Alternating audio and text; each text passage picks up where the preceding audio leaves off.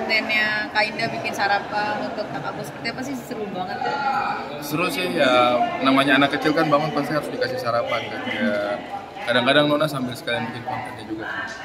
Itu Kak Indah cari referensi menu atau dia ekspor sendiri sih Bang Ari? Kebanyakan sih yang dia bisa aja sih. Kadang-kadang juga kalau misalnya biar nggak bosan ya nyari-nyari juga, sekarang kan gampang kan tinggal buka internet. Oke, nah itu karena Kak sendiri, tapi aku luar biasa ya, masa aku juga punya anak kayak dia, apa aja yang dibikin sama mamanya dia makan. Seperti apa sih Bang Ari sama Kak Indah tuh mendidik anak supaya tidak picky eater gitu Bang? Kayaknya itu harus dari bayi sih. Jadi MPASI-nya itu emang udah di setting supaya dia bisa akrab dengan berbagai macam rasa. Jadi memang harus dari MPASI. Kalau mau anak supaya dia nggak picky eater itu sama, bahkan mungkin dari sejak kandungan sih. Kalau ibunya juga terbatas konsumsi makanan, ya mungkin juga itu akan berpengaruh kepada bayi kan. Yang pilih gitu. Jadi kalau bisa sih pada saat hamil sih makan sebanyak mungkin makanan bergizi. Kurang lebih seperti itu. Apa favorit dari anak Kak sendiri Bang? Yang paling favorit dia makanannya? Nah, kasih nggak ada sih yang dia favorit ya, maksudnya dia paling kalau dia makan terus nggak cocok sama lidahnya baru dia komplain. Tapi biasanya sih selama dia tidak ada rasa yang cukup asing sih dia biasanya pasti makan aja sih. Dan dia selalu mengapresiasi masakan mamanya tuh Bang. Terima Lumayan. kasih. Alhamdulillah. Masya Allah, gimana sih Bang bisa Kanaka punya sosokan yang seperti itu juga? Kayaknya sih yang penting diajak ngobrol aja sih. Sama kalau kami sih ngurangin gadget ya. Karena kalau gadget kan anak jadi diem. Dia jadi nyimak gitu. Jadi nyimak apa yang ada di depan matanya gitu. Nah, kalau Bang Ari sendiri sebagai ayah, perannya seperti apa Bang? Maksudnya untuk dalam hal itu makan tadi gitu, apa ikut bantu belanja? Biasanya sih kita gantian sih. Kalau makan itu emang biasanya momennya indah itu, momennya Nona tuh. Aku berapa kali ketika Nona nggak ada juga bantuin untuk menyajikan makanan, tapi antusiasnya memang beda. Jadi kalau saya itu biasanya malah belajar, baca buku gitu-gitu. Iya, bagi tugas. Paling mandiin. Biasanya kalau habis makan sarapan pagi kan biasanya langsung mandi. Nah, biasanya aku yang bantu mandi.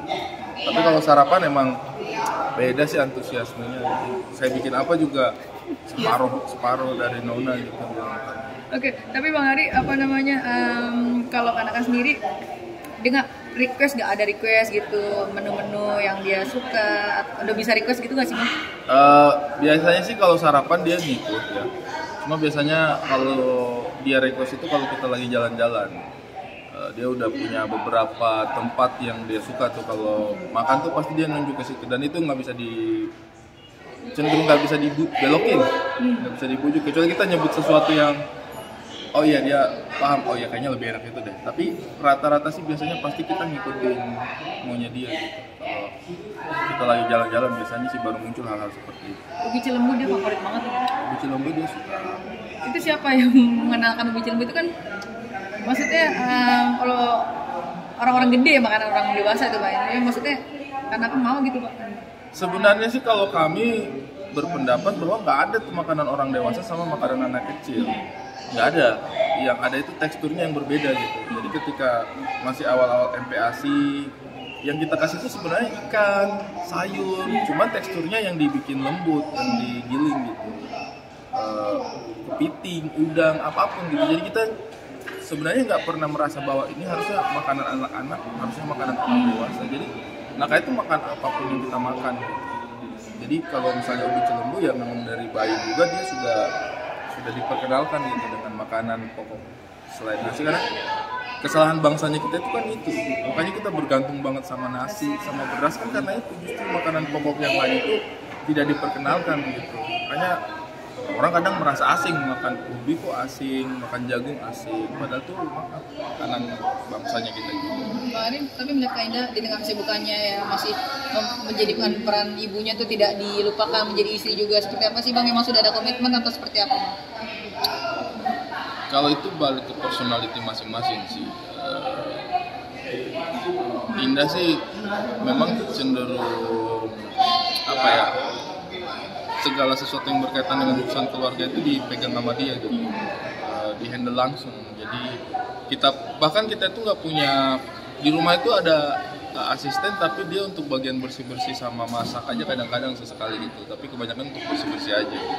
Karena kalau untuk urusan anak itu biasanya memang langsung Indah, paling di backup sama adik-adiknya saya gitu.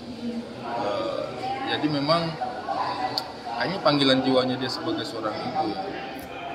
Dan menurutku sih ibu itu adalah madrasah pertamanya anak ya.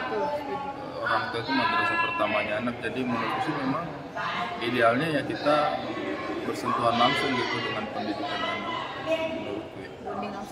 Sekarang ini kan orang banyak lepas anaknya sama orang lain gitu, terus habis itu kaget kayak kok anak saya jadi begini ya, dan itu harus dari awal, nggak bisa.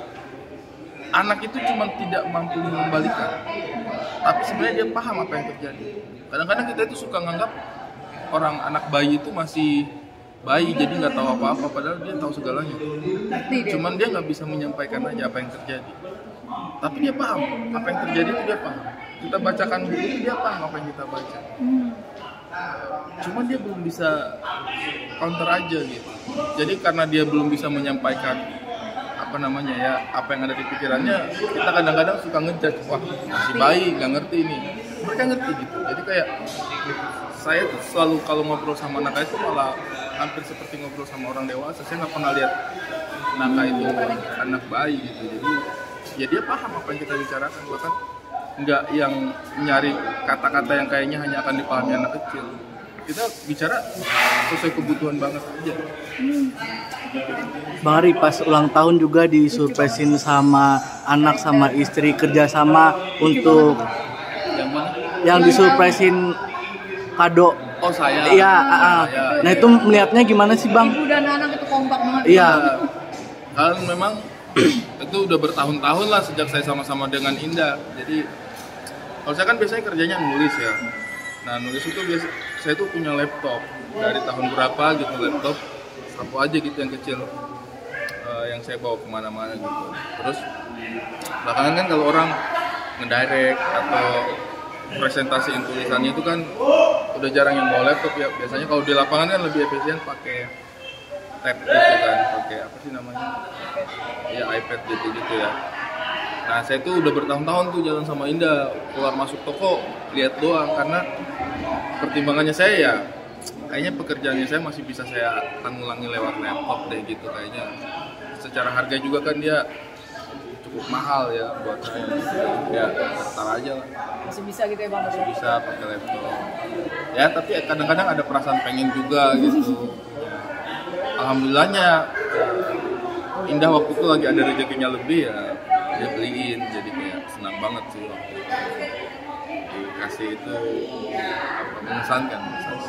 Kan Naka tapi bisa diajak kerjasama sama ibunya tuh Bang, itu pintar Kayaknya banget. itu dia nggak di brief deh.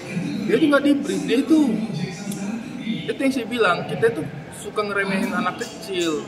Kebiasaan kita itu suka ngeremehin anak kecil gitu. Itu respon naturalnya dia aja. Jadi ibunya juga kaget dia ngeresponnya seperti itu tuh. Jadi kayaknya dia nyimak aja, oh mau begini. Udah dia respon natural aja. Jadi malah dia kalau di brief itu dia kayak nggak suka gitu kreativitasnya di. Jadi kalau buat saya sih kita jadi orang tua jangan sampai kita yang ngeremehin anak gitu. Menurutku sih ya.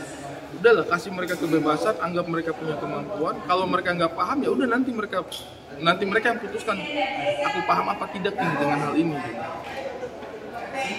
Ajak mereka, ajari mereka seperti kita berdiskusi satu sama lain gitu. Jadi menurutku sih jangan kita yang meremehkan alam pikirannya mereka, justru kita harus mengapresiasi alam pikirannya mereka gitu. Berikan yang terbaik untuk alam pikirannya mereka. Jadi mereka juga tidak merasa, bukannya kita paksa mereka untuk menjadi dewasa, tapi itu ideal gitu. Dia jadi tahu cara bersikap. Terharu nggak sih Bang, anak sama istri Kompak. Ya itu kan hal kecil tapi nggak semua orang bisa. Kalau orang di zaman sekarang bisa sepeda tapi nggak semua orang bisa, itu quotes-nya kayak gitu kan. Buatku sih hal-hal kayak begitu tuh momentum ya. Kita kan hidup jalan terus ya, hari ke hari, berganti bulan, berganti tahun. jalan terus gitu, hidupnya kita itu ke depan, nggak pernah mundur ke belakang. Jadi kayak kalau kita tiba pada satu momen itu idealnya kita punya penanda. Makanya hal-hal seperti itu, surprise, lamaran, nikahan, anak masuk sekolah pertama, dia pertama kali ikutan lomba, itu tuh buat saya dan Indah itu, kenapa kadang-kadang kita melakukan hal seperti itu sebagai penanda. Jadi penanda zaman, penanda waktu, penanda era ya dia gitu. Jadi momentumnya itu nggak lewat begitu saja. Jadi ya kalau mau dibilang terharu pasti terharu lah, karena mereka sebagai bagian dari keluarga intinya saya memberikan penanda terhadap pergantian usianya saya gitu. Dan menurutku sih tidak hanya ulang tahun aja sih, apapun yang kita rasa butuh kita kasih pesan, ya idealnya kita jangan menahan diri untuk melakukan hal seperti itu. Oke. Greeting aja sih.